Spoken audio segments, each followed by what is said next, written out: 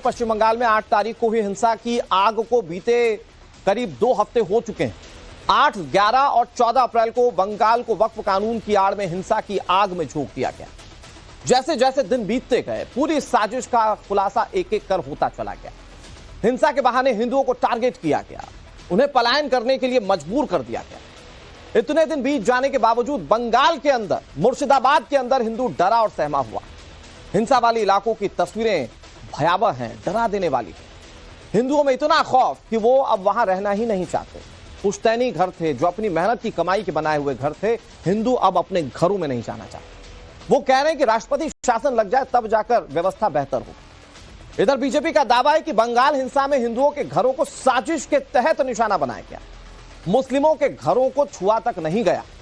सवाल यह है कि बंगाल में ममता दीदी के राज में क्या वाकई हिंदू डरा हुआ है, या बीजेपी जो दावे कर रही है उनमें कितना दम है? इसे लेकर आज अपने मेहमानों से चर्चा करेंगे, लेकिन सबसे पहले मामले को समझाने के लिए, बंगाल की स्थिति को बताने के लिए एक रिपोर्ट आपको दिखाते हैं।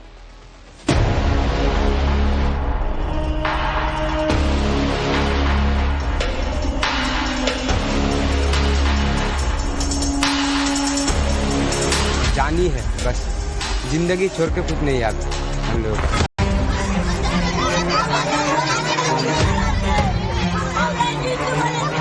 ममता दीदी का पुलिस हम लोग को कोई भरोसा नहीं है। पेट्रोल बम था, बड़ा बड़ा तरवाल था, हौसला था, कत्ती था। अब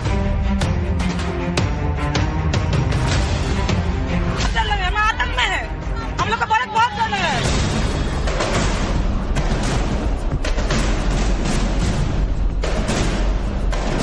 हम दुनिया को मिट्टी से जोड़ते हैं और हमें ही हमारी मिट्टी से अलग कर रहा है।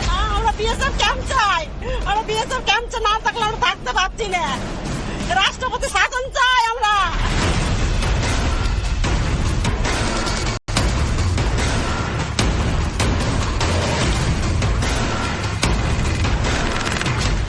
पश्चिम बंगाल का मुर्शिदाबाद हिंसा के बाद शांति की ओर बढ़ तो रहा है, लेकिन हिंसा प्रभावित धुलियान के जाफराबाद के हिंदू परिवार अभी भी खौफ के साए में हैं।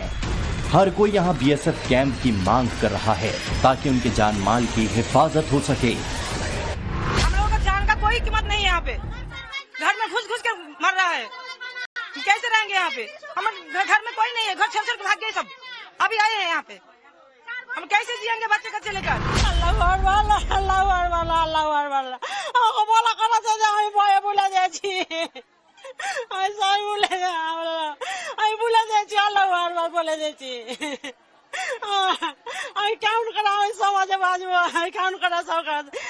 हिंदू अपराध गुली के मेरे बेला दिवे के बास्ता दिवे ना समाज कानून कर सकबो।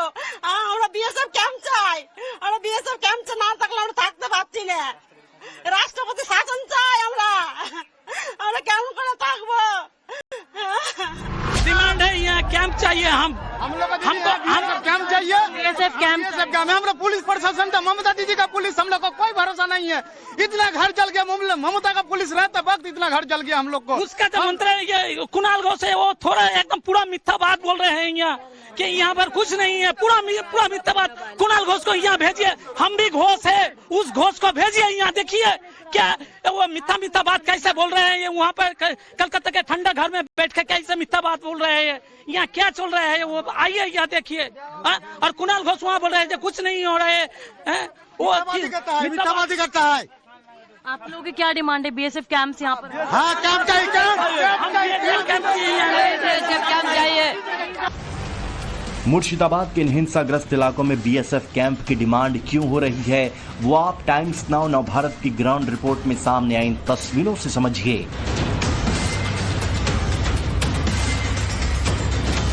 पेट्रोल बम था, बड़ा बड़ा तरवाल था, हौसला था, कत्ती था। अब कितने लोग आए होंगे? कितने लोगों की भीड़ होगी? इधर से आया ना, दोनों सब दोनों साइड से आया, 3 बार आया। दफा में आया। शुरू कितने बजे हुआ? 8:30 बजे। 8:30 बजे सुबह 8:30 बजे, शनिवार को सुबह 8:30 बजे शुरू हुआ। क्या क्या जलाया? फ्रिज जलाया? कैसे जलाया? অনেক কিছু যত পার্টস থাকে সব सामान जला दिया। सामान जला दिया। मुर्शिदाबाद के इन इलाकों का दौरा करने वाली राष्ट्रीय महिला आयोग की अध्यक्ष ने खुद माना कि दंगाइयों ने यहाँ बच्चे, बुजुर्ग, महिलाओं किसी को नहीं छोड़ा। महिलाओं को डर है कि उन्हें जो धमकियां मिली हैं वो सच न हो जाए। जो स्थिति मैंने यहाँ पे देखी है ये बहुत ही महिलाओं को पीड़ा देने वाली, हम कल्पना नहीं कर सकते इतनी तकलीफ और इतना दुख दर्द उनको है। इसको देखते हुए मैं बहुत निशब्द हूँ, अभी कोई बात नहीं करूँगी, मैं निशब्द हूँ। बंगाल के नेता प्रतिपक्ष और बीजेपी नेता शुभेंदु अधिकारी ने यहां तक कह दिया कि बंगाल का हिंदू खतरे में है। बंगाल का हिंदू बचाना चाहिए, हिंदू खतरे में है। मुर्शिदाबाद में रो रहा है, मुर्शिदाबाद में हिंदू घर बार छोड़ के भाग गया है। Horrible situation in Bengal. Bengal हिंसा पर जारी सियासी वार पलटवार के बीच हाईकोर्ट में दाखिल बंगाल पुलिस की रिपोर्ट ने भी हिंसा में बाहरी लोगों के शामिल होने के दावे को खारिज कर दिया है। रिपोर्ट के मुताबिक स्थानीय लोग ही हिंसा में शामिल थे और उन्होंने ही इसे बढ़ावा दिया। ये रिपोर्ट सियासी तकरार को और तेज कर सकती है क्योंकि सीएम ममता खुद हिंसा के लिए बाहरी लोगों को जिम्मेदार ठहरा चुकी हैं। Bureau report, Times Now Navbharat.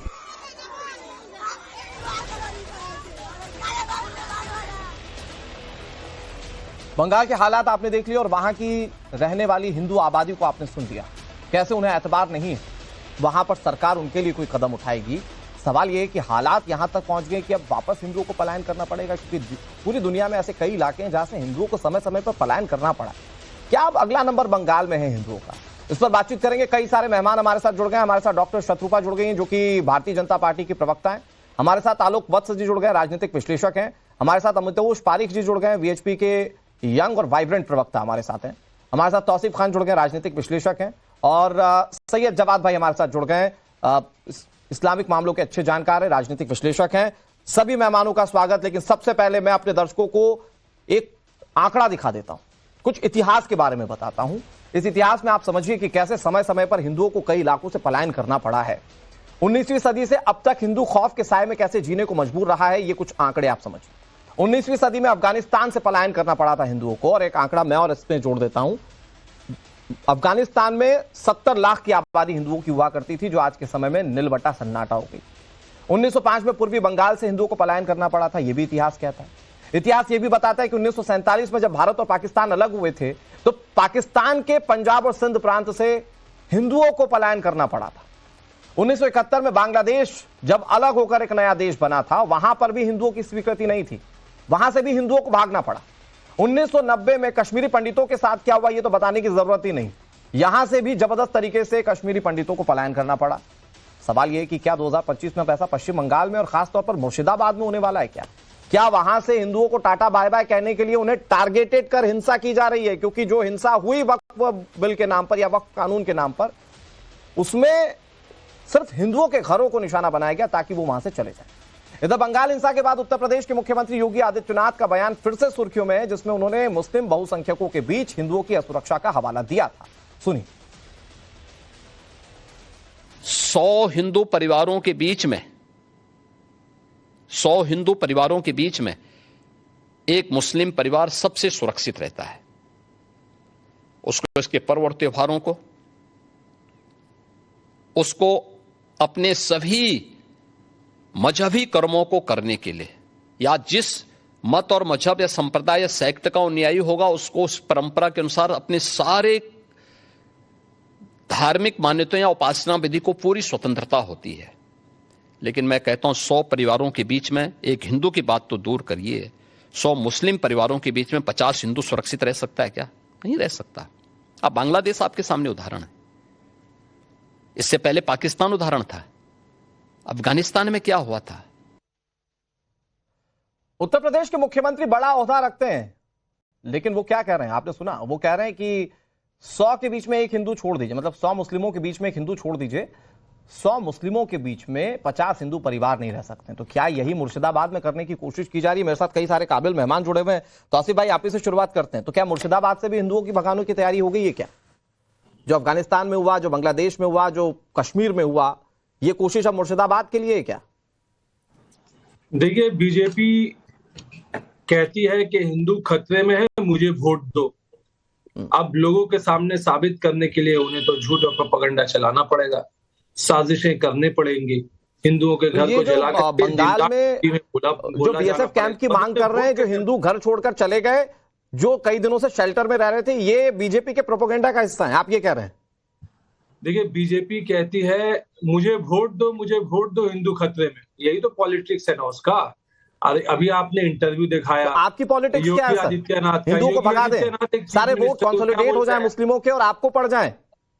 नहीं, देखिए इस तरीके से ना आप मेरे ऊपर में ऐसा नहीं, आप नहीं सर, नहीं तौसीफ भाई, मैं जानता हूं कि आप टीएमसी को सपोर्ट करते हैं। तौसीफ भाई, ऐसा नहीं है कि मैं आपको बोलने नहीं देना चाहता। तौसीफ भाई, बहुत सिंपल सी बात यह है कि आप वहां के लोगों के दर्द को सियासत से जोड़ दे रहे हैं।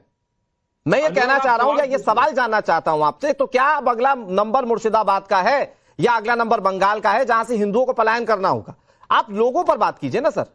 बीजेपी अपनी पॉलिटिक्स देखेगी, मैं बीजेपी से सवाल करूंगा। आप अपनी बात बताइए कि क्या लोग पलायन कर जाएं? अब कश्मीर में जो हुआ, अफगानिस्तान में जो हुआ, पाकिस्तान में जो हुआ, जो बांग्लादेश में हुआ, अब वही बारी क्या मुर्शिदाबाद की है? सवाल बहुत सिंपल है सर। हाँ अनुराग, आपने सवाल कर लिया ना, आपने सवाल कर लिया। अब थोड़ा सा धीरज रखिए और मुझे इंटरप्ट मत कीजिएगा। मुझे 1 मिनट तो अनइंटरप्टेड दो। आप बीजेपी वाले को 5-5 मिनट अनइंटरप्टेड दे दोगे, मुझे 1 मिनट अनइंटरप्टेड दो। सर आप टॉपिक देखिए, पे बोलिए, आपने इंटरव्यू दिखाया योगी आदित्यनाथ का, वो ये कह रहा है कि हिंदू खतरे में है। आपने वीडियो दिखाया शुभेंदु शेखर, बीजेपी का चीफ बंगाल में जो है लीडर ऑफ अपोजिशन बीजेपी के बड़े नेता, वो भी यही कह रहे हैं हिंदू खतरे में। तो हिंदू खतरे में है, मुझे वोट दो, ये बीजेपी की राजनीति है। हिंदू खतरे में है, बीजेपी को वोट दो, ये देश भर में चिल्लाते आ रहे हैं। वो पिछले 10 साल से यही कर करके वोट बटोर रहे हैं। अब बंगाल में ये कह कर वो लोग जो थक गए, 2019 के बाद 2021 हुआ, 2024 हुआ, सारे इलेक्शन जो है ममता बनर्जी को वोट मिलता है। हिंदुओं का भी वोट मिलता है, मुसलमानों का भी वोट मिलता है। केवल मुस्लिम वोट से कोई भी जो है बंगाल में वोट सरकार नहीं बना सकता। बंगाल में सरकार बनाने के लिए उनको हिंदू का वोट चाहिए। ममता बनर्जी को हिंदू का वोट मिलता है। बीजेपी आके कह रही हिंदू खतरे में है, बीजेपी को वोट दे दो। अच्छा, तो कैसे साबित करेगी? तौसीफ भाई, चलिए आपने अनइंटरप्टेड बोल लिया, मुझे लगता है अब आपको थोड़ी संतुष्टि होगी। तौसीफ भाई, अब थोड़े से सवालों हो सकता है थोड़ा सा चुप भी जाए सवाल। तो हिंदुओं के वोट चाहिए आपको, बोलते हैं हिंदू खतरे में। तो आप इमामों के साथ और मौलानाओं के साथ मुर्शिदाबाद की हिंसा के बाद आप मीटिंग कर लेते हैं, लेकिन हिंदुओं के पीड़ित लोगों से मिलने का टाइम नहीं है आपके पास, मुर्शिदाबाद जाने का समय नहीं है आपके पास। मुर्शिदाबाद में ममता बनर्जी ने अपने नेताओं को सबसे पहले भेजा, किसी और राजनीतिक नेता के जाने के बाद। आप कहते चीफ, तो इमामों के पास भी तो नेता भेज सकती थी, इमामों के पास तो खुद चली गई।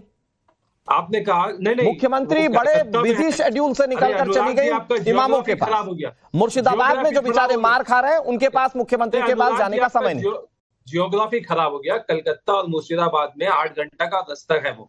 अरे कलकत्ता में जो मीटिंग हुआ, वोट चाहिए ना, वोट चाहिए ना, वोट के लिए तो एक बार हेलीकॉप्टर उड़ता है गड़गड़ करके और पहुंच जाता है मुर्शिदाबाद। हिंदू हाथ जोड़कर वोट मांगते हैं, लेकिन जब हिंसा होती है तो मुख्यमंत्री ममता बनर्जी को 8 घंटे का समय दिखता है। सर, ये बात जब जनता देख रही होगी तो हंस रही होगी आप पर। एक मिनट तौसीफ भाई, लेकिन आपने जो आरोप लगाया ना शत्रुपा जी, वो कह रहे हैं कि मैंने सवाल बहुत सिंपल सा पूछा कि क्या नंबर मुर्शिदाबाद का है। वो हिंदुओं की परेशानियों पर तो बात ही नहीं करना चाहते। वो ये कह रहे हैं जो हो रहा है ये सब बीजेपी की देन है। अनुराग, मैं आपको कौन सा भाषा में धन्यवाद दूंगी मुझे नहीं पता। मैं आपके बहुत बहुत आभारी हूँ कि आपने शो शुरू ही किए हैं। इतने इतिहास के पन्ने से उठा के ऐसा आखिरी आपने दिया है कि ये हर एक हिंदू मुसलमान सब धर्म लोगों को देखना चाहिए कि हर बात हर जगह से हिंदुओं को ऐसा बेरहमी से भगाया गया है। तो शायद इस बार मुर्शिदाबाद ना हो, पश्चिम बंगाल में बहुत जगह जल रहा है। अभी फिलहाल मुर्शिदाबाद के बारे में चर्चा हो रहा है, तो मैं मुर्शिदाबाद के बारे में ही बताऊंगी।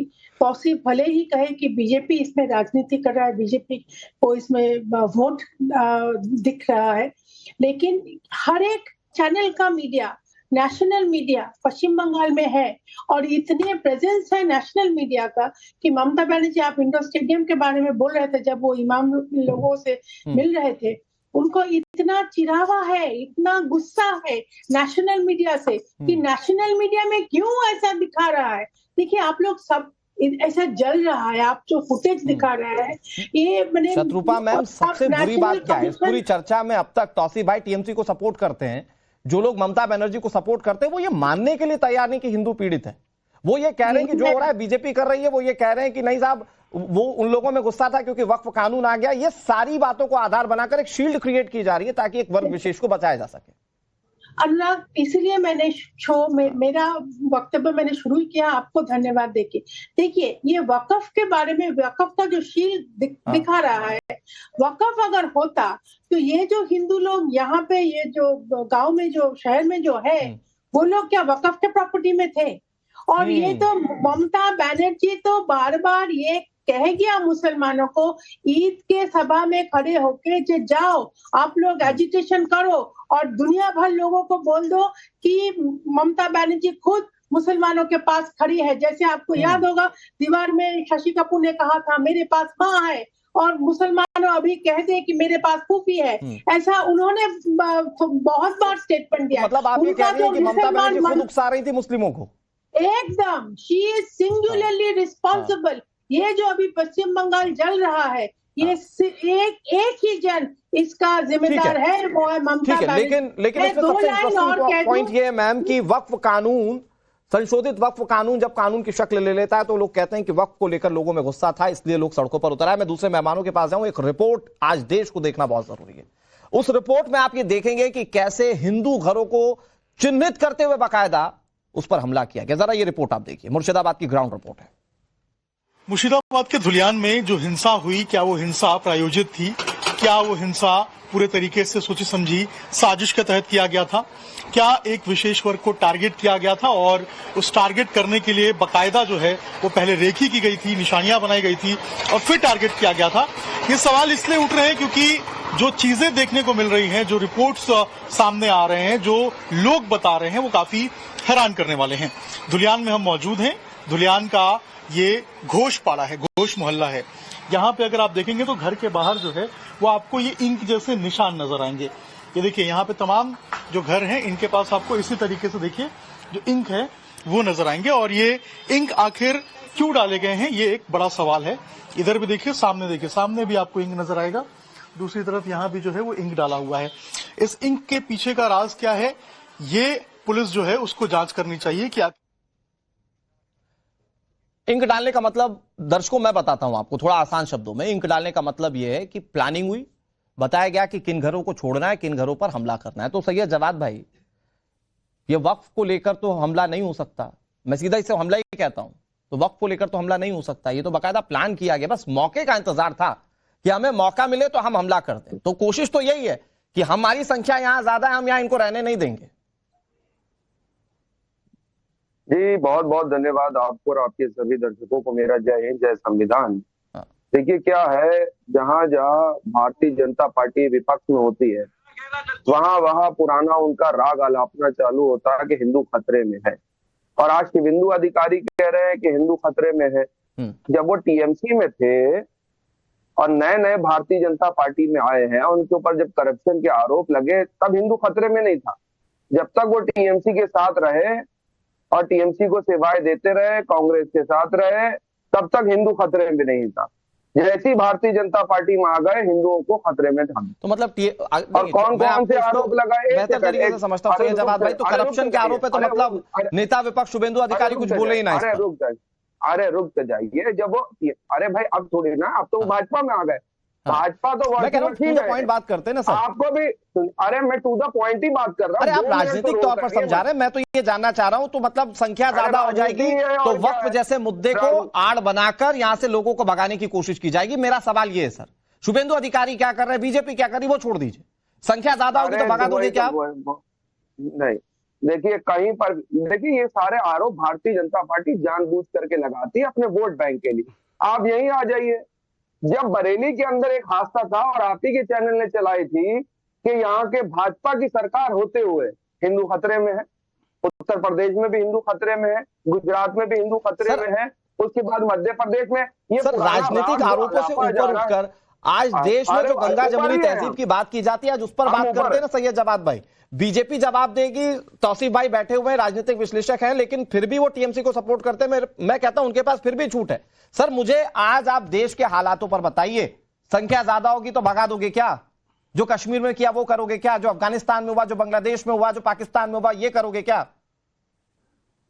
मतलब संख्या ज्यादा हो जाए तो हिंदू बोरिया बिस्तर बांध ले और चला जाए, क्योंकि रहने तो दिया नहीं जाएगा।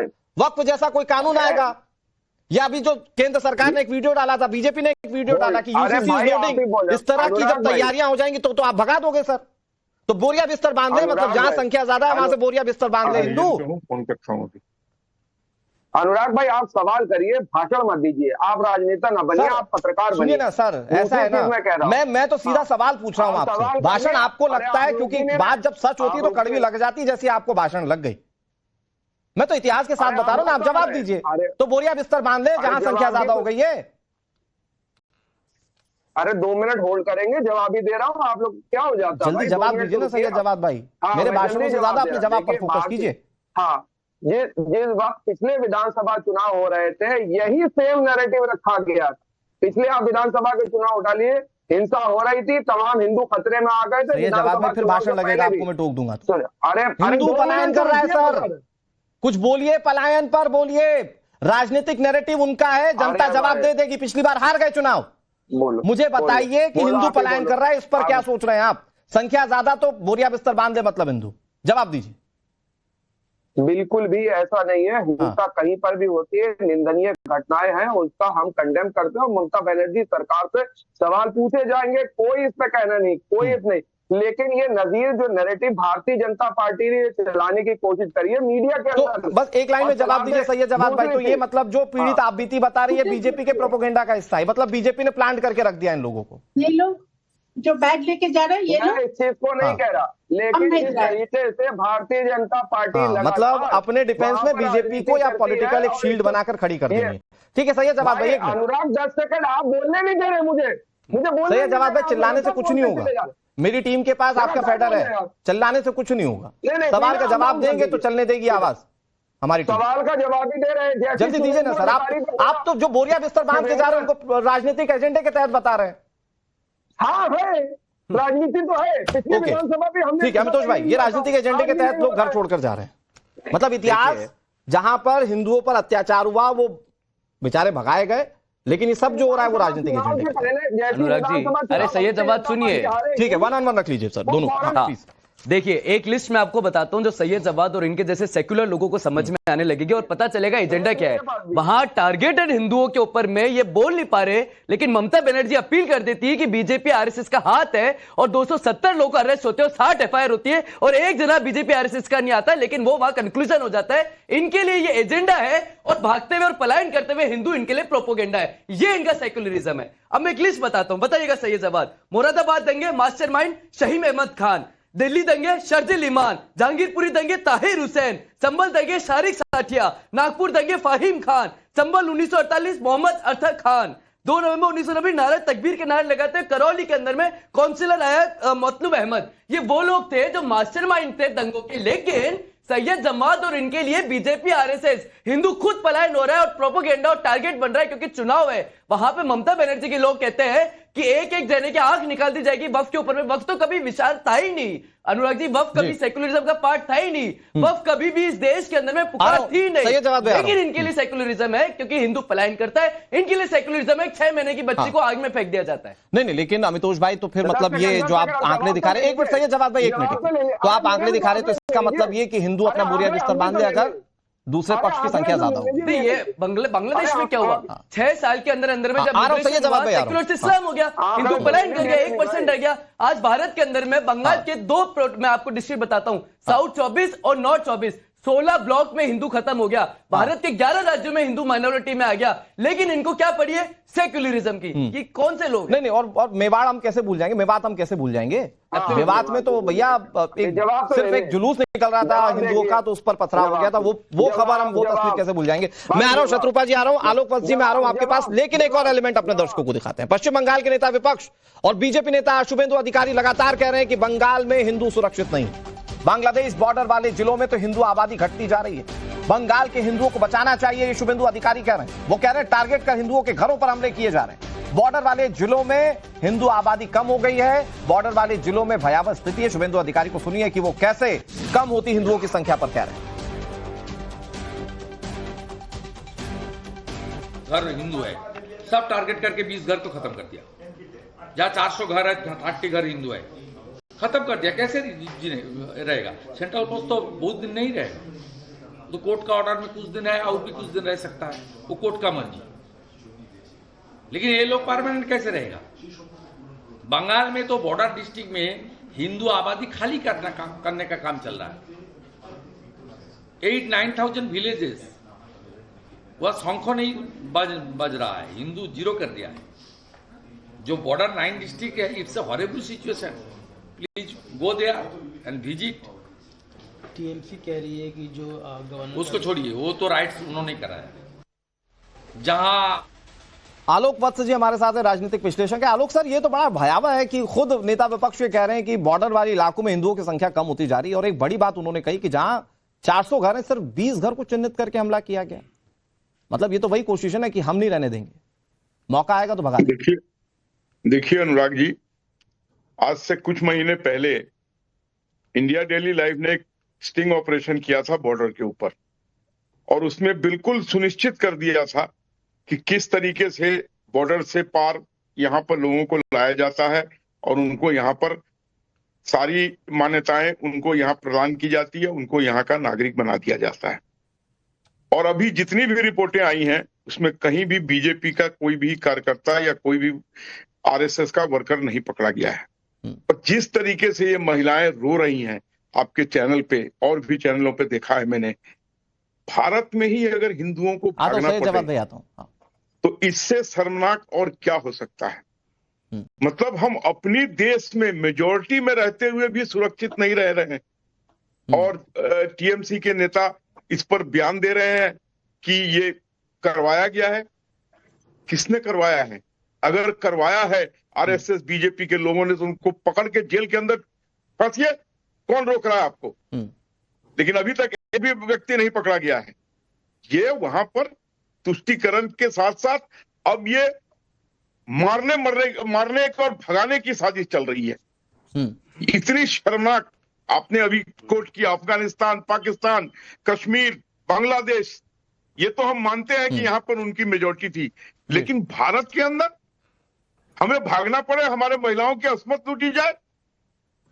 मैं अपील करता हूं नरेंद्र मोदी जी मुझे से, इससे ज्यादा चिंताजनक ये लगता है कि जब इस पर सवाल पूछे जाते हैं तो ममता बनर्जी कहती है कि बंगाल की खबरें क्यों दिखा रहे हैं। ममता बनर्जी कहती है ऐसा कुछ हो ही नहीं रहा है। वो जाकर मुस्लिमों से बात करती है, हिंदुओं से बात करना जरूरी नहीं समझती। आप मौलानाओं से मीटिंग कर रही हैं, आप हिंदू के भी धर्म गुरुओं के साथ बैठ के बातें करती तो शोभा देता। मौलानाओं से मीटिंग करने के लिए आपके पास टाइम निकला है, लेकिन किसी भी हिंदू संगठन से बात करने के लिए आपके पास कोई टाइम नहीं है। तौसीफ भाई, जो सवाल मैंने पहले पूछा, आलोक वत्स जी भी वही सवाल पूछ रहे हैं। मतलब टाइम ही नहीं आपके पास। वो कह रहे हैं कि मतलब आप, तौसीफ भाई ने कहा था कि 8 घंटे वक्त लग जाएंगे, तो 8 घंटे वक्त लग जाएंगे तो मतलब मुर्शिदाबाद के पीड़ितों से नहीं मिलेंगे। देखिए, इन्होंने 3 बातें कही है। पहला, उन्होंने कहा कि बांग्लादेशी को ला करके यहाँ आधार कार्ड वगैरह दे करके यहाँ बसाया जा रहा है। तो बांग्लादेशी जब बॉर्डर से, अब रोकिए, मेरे वक्त पे ना बोलें, चोरी चमारी ना करें, अपने टाइम पे बोलेंगे, मुझे इंटरप्ट ना करें। देखिए, हाँ, तो बांग्लादेशी अगर जब बॉर्डर क्रॉस करके आ रहा है तो जिम्मेदारी है अमित शाह के बीएसएफ की। जब उसे आधार कार्ड इशू किया जा रहा है, वोटर कार्ड इशू किया जा रहा है, तो वो जिम्मेदारी है केंद्रीय सरकार, बीजेपी सरकार की। तो फिर ये इसके लिए ममता बनर्जी को ये क्यों गाली देते हैं? आप गाली दीजिए अमित शाह को कि वो अगर होम मिनिस्ट्री के लिए उनके पास टाइम नहीं है तो वो पद छोड़ दे, किसी और को होम मिनिस्टर बना दे जो इस बात को देखे कि बॉर्डर क्रॉस करके कोई बांग्लादेशी यहाँ ना घुस जाए, और ये इंश्योर करे कि भाई आधार कार्ड और वोटर कार्ड जो है ना इशू करे।